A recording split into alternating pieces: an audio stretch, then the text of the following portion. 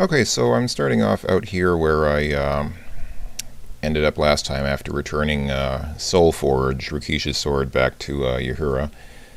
I apologize if that whole thing with the Earth Elemental seemed a little bit anticlimactic. It was over pretty quickly. I mean, after all that build-up with boring the sword and everything, we defeated that whole Earth Elemental in combat pretty quickly. So it didn't seem like that big a deal. It seems like the game's not quite that exciting lately, but there are a couple of interesting tasks. I mentioned there are two things that we need to do in the desert. There are two places we haven't yet seen in the desert, which we do need to visit. So things are going to start happening fairly quickly in the next few days of the game because we are building up to our last time in Shapir. Our time in Shapir is coming to a close, so there are a few things that are going to happen between now and then. Let's go out to the Saurus lot. And there's a message here from the Dervish. The Dervish, passing a message through one of the local Bedouins, has sent for you. The Dervish says, "Man who look for trouble comes to right place." He also says, "Good comes from evil when dark is enlightened." Okay, so basically, if you're looking for trouble, you came to the right place. So there is trouble afoot, I guess. Let's find out what the trouble is. Let's go get our Saurus. Mount up, brave hero. Mount up faster. Okay, I keep twiddling the speed of the game, and sometimes I'm not very good at it. Sometimes things seem to take too long, and other times things happen too quickly.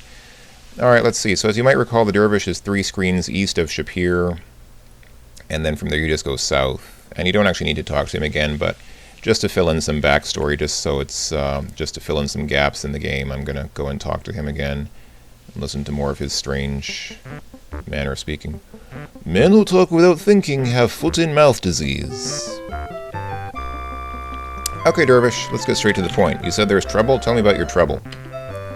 Creature in need hero indeed. Already there's a creature in need.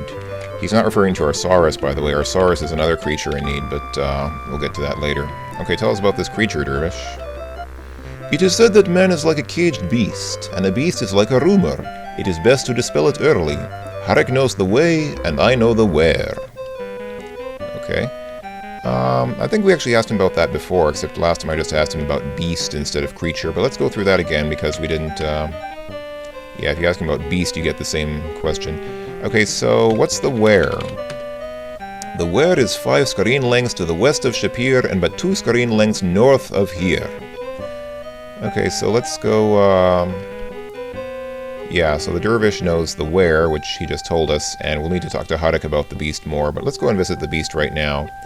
And this way I'm going is, I think, north. Yeah, if you go down from here, it's north. So that's 1 screen north, 2 screens north, and let's just go, yeah, so now left is west, so let's just go west from here. Because he said it's, I think, 5 screens west of Shapir, and we're east of Shapir, so if we just keep going west, eventually we'll run into this beast, surely. The beast only shows up after a certain amount of time. The beast isn't here at the start of the game, but here we go. Here's the caged beast.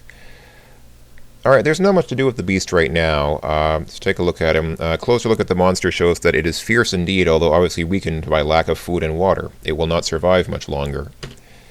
Its eyes catch yours, and you can't seem to look away. Huge eyes, burning eyes that see your very soul. You seem to hear in your mind the words, "Come closer, much closer. Come closer and release me. Free me. Come closer and trust me. Look into my eyes and trust me." Okay. So you might be wondering, what is this beast and where did it come from and why is the cage here?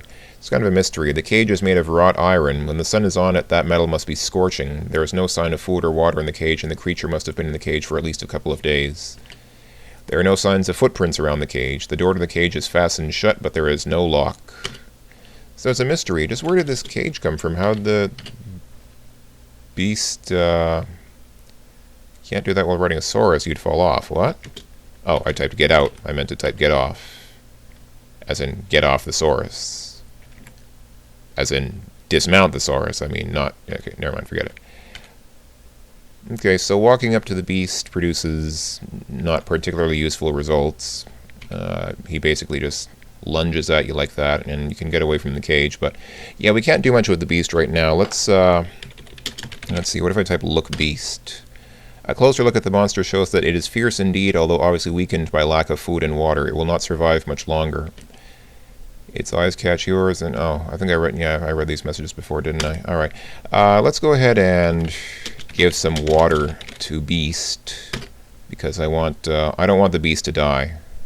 The Beast greedily laps up the water while watching you with a hungry expression. Okay.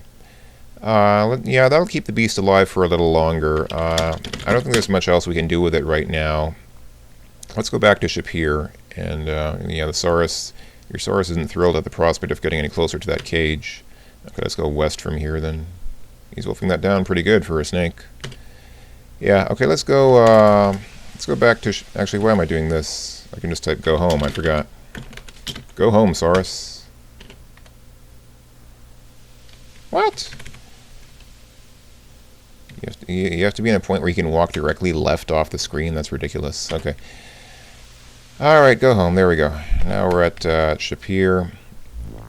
And good day, hero, as usual. He would be honored to put the Saurus back in the stable. Okay, let's go talk to Harith, because he apparently... The thing of earth was most fearsome. The very city trembled from it. We are most fortunate that Shima and Shamin brought you here.